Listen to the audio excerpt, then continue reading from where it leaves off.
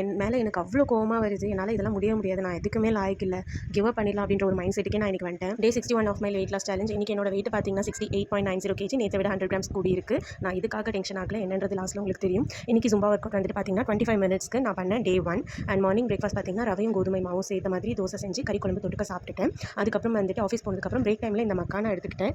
இதையும் வந்துட்டு நான் சொதப்பிட்டேன், என்னன்னா அவ்வளோத்தையும் நான் சாப்பிட்டுட்டேன் பசியில்.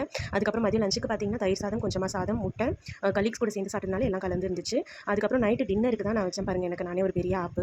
ஈவினிங் ரொம்ப பசிக்குதுன்னு சொல்லிட்டு பலாப்பழம் நிறைய சாப்பிட்டுட்டேன். அதுக்கப்புறம் வீட்டில் சமைக்கலன்னு சொல்லிட்டு ஃப்ரைட் ரைஸ் வேறு சாப்பிட்டுட்டேன். அது வந்துட்டு கண்டிப்பாக வெயிட் கூடன்னு எனக்கு தெரியும். அதை நினச்சி என்ன நினச்சா எனக்கே டென்ஷன் ஆகுது, ஒரு செல்ஃப் கண்ட்ரோலே இல்லாமல் இருக்கேன் அப்படின்னு சொல்லிட்டு இந்த ஜுரம் வந்ததுக்கப்புறம் ரொம்ப கிரேவிங்ஸாக இருக்குது.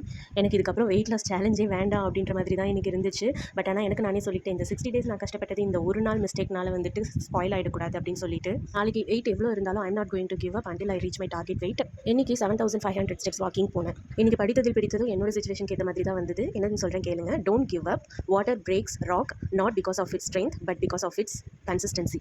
கன்சிஸ்டன்சி கண்டிப்பாக வந்துட்டு என்னோட டார்கெட்டை அடைய வைக்கும்னு நான் நம்புகிறேன்.